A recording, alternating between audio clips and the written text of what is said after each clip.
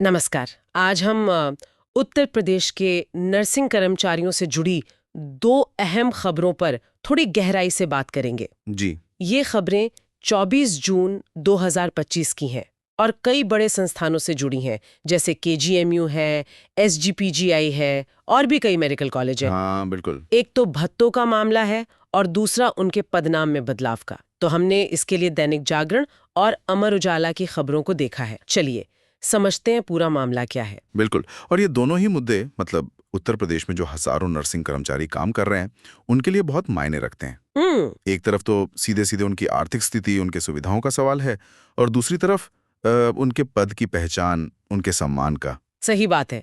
तो चलिए पहले वो भत्तों वाली मांग को ही देखते हैं। दैनिक जागरण लखनऊ एडिशन 24 जून का, उसमें ये खबर है जी। कि प्रदेश के जो 14 स्वशासी मेडिकल कॉलेज है और सरकारी मेडिकल कॉलेज भी, वहां का नर्सिंग स्टाफ मांग कर रहा है कि उन्हें एसजीपीजीआई और केजीएमयू जैसे संस्थानों के बराबर भत्ते दिए जाएं। हाँ। और इसके लिए all India registered nurses federation मतलब AIRNF उसने सरकार को एक ज्ञापन भी दिया है। और देखिए, यहाँ दिलचस्प बात यह है कि ये कर्मचारी वो सिर्फ 24 घंटे मरीजों की देखभाल नहीं करते। अच्छा। हाँ, उनकी जिम्मेदारियां कई ज्यादा हैं, जैसे फार्मेसी का काम देखना, स्टोर संभालना, वार्ड मैनेजमेंट, मरीजों की काउंसलिंग करना, उनके खाने पीने का प्लान बनाना, हाँ ये तो है। साफ सफाई पर नजर रखना, मशीनें चलाना और सारे रिकॉर्ड्स मेंटेन करना, ये सब भी काफी हद तक वही संभालते हैं। बाप रे, काफी काम है। जी।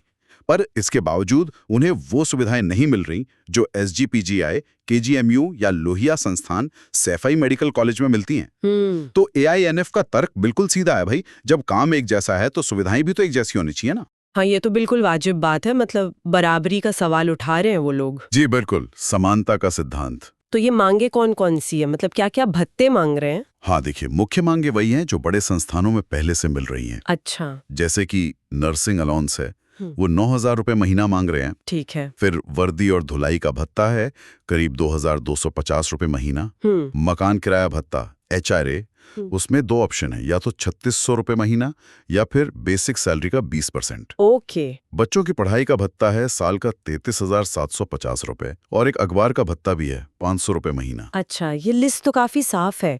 और अगर सरकार नहीं मानती है तो फिर? तो AIRNF के जो प्रदेश अध्यक्ष हैं अनुराग वर्मा, उन्होंने मतलब एक तरह से चेतावनी भी दी है। ओह। हाँ, उन्होंने कहा है कि अगर मांगे पूरी नहीं हुई तो वो लोग आंदोलन कर सकते हैं। तो उनका कहना है कि ये सिर्फ संविधान में दिए गए बराबरी के हक की बात नहीं है, ये नैतिक तौर पर भी जरूरी है। क्योंकि सोचिए, पूरा का पूरा हेल्थ सिस्टम वो काफी हद तक नर्सिंग स्टाफ पर ही तो टिका है। हाँ ये बात तो है, उनकी भूमिका बहुत महत्वपूर्ण है। तो उनका सम्मान और उनकी जरूरतें पूरी होनी चाहिए। तो ये तो हुई भत्तों की बात जो सीधे सीधे मतलब आर्थिक पहलू से जुड़ी है। जी। लेकिन एक और पहलू आपने शुरू में कहा था, पहचान और सम्मान का, उससे जुड़ी दूसरी खबर है। हाँ बिल्कुल। ये अमर उजाला में है, लखनऊ एडिशन 24 जून पेज 2 पर, कि उत्तर प्रदेश में अब स्टाफ नर्स को नर्सिंग अधिकारी कहा जाएगा। जी, ये एक बड़ा बदलाव है पदनाम में। और सिर्फ स्टाफ नर्स ही नहीं, जो नर्सिंग सिस्टर और नर्सिंग वार्ड मास्टर के पद थे, उन्हें अब सीनियर नर्सिंग अधिकारी कहा जाएगा। अच्छा, सीनियर नर्सिंग अधिकारी। हाँ, और उप मुख्यमंत्री ब्रिजेश पाठक के हवाले से ये कहा गया है कि ये बदलाव केंद्र सरकार के साथ मतलब एक रूपता लाने के लिए किया गया है। और ये राजकीय नर्सेस संघ की मांग भी थी काफी समय से। लेकिन सारे पदों के नाम बदले हैं क्या? नहीं, ये ध्यान देने वाली बात है। जो कुछ ऊंचे पद हैं, जैसे assistant nursing superintendent, deputy nursing superintendent, nursing superintendent और चीफ नर्सिंग ऑफिसर, उनके नाम वैसे ही रहेंगे, उनमें कोई बदलाव नहीं है। अच्छा, और क्या इस बदलाव से भर्ती की जो योग्यताएं हैं उनमें भी कोई फर्क आया है? हाँ, खबर में योग्यता का जिक्र है। नर्सिंग अधिकारी पद के लिए अगर BSc नर्सिंग ऑनर्स किया है तो उसके बाद 6 महीने का अनुभव चाहिए। ठीक है। या फिर अगर नर्सिंग में डिप्लोमा है तो कम से कम 50 बेड वाले अस्पताल में 2.5 साल का अनुभव जरूरी होगा। और सैलरी, क्या उस पे कोई असर पड़ेगा? नहीं, देखिए, वेतन का जो मैट्रिक्स लेवल है वो पहले जैसा ही रहेगा, उसमें कोई बदलाव नहीं बताया गया है।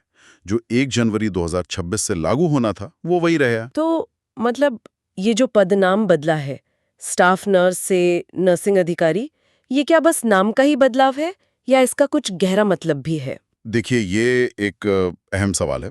हाँ। पदनाम बदलना वो बेशक एक प्रतीकात्मक कदम तो है ही। हाँ। अधिकारी शब्द जोड़ने से शायद पद को थोड़ा और सम्मानजनक बनाने की एक कोशिश है। हाँ। और जैसा बताया गया, यूपी में अब आगे जो भर्तियां होंगी वो नर्सिंग ऑफिसर के नाम से ही होंगी। पर यह देखना होगा कि क्या ये सिर्फ प्रतीक बनकर रह जाता है या जमीनी हकीकत पर भी इसका असर पड़ता है, जैसे काम का बोझ कम होना या सच में सम्मान बढ़ना। सही बात है।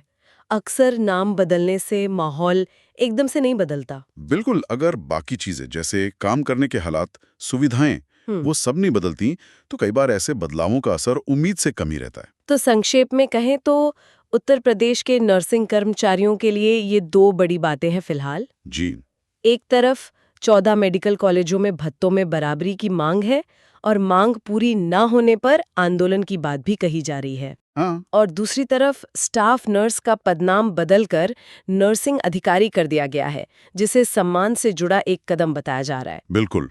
और यहीं पर मतलब एक सोचने वाली बात ये उठती है कि क्या सिर्फ पद का नाम बदल देने से कर्मचारियों का मनोबल सच में बढ़ेगा? क्या उन्हें अपने काम की जगह पर या समाज में ज्यादा सम्मान मिलेगा? हाँ, ये एक बड़ा सवाल है। और दूसरी तरफ, क्या सरकार उनकी भत्तों में बराबरी की मांग पर वाकई गंभीरता से सोचेगी और कोई कदम उठाएगी? ये दोनों ही बातें न सिर्फ उन हजारों कर्मचारियों के लिए जरूरी हैं, बल्कि कहीं ना कहीं राज्य की पूरी स्वास्थ्य सेवाओं की क्वालिटी पर भी इनका असर पड़ेगा। हाँ, बिल्कुल। तो अब देखना यह होगा कि इन मांगों और इन बदलावों का नर्सिंग प्रोफेशन के भविष्य पर आगे चलकर क्या और कितना असर पड़ता है।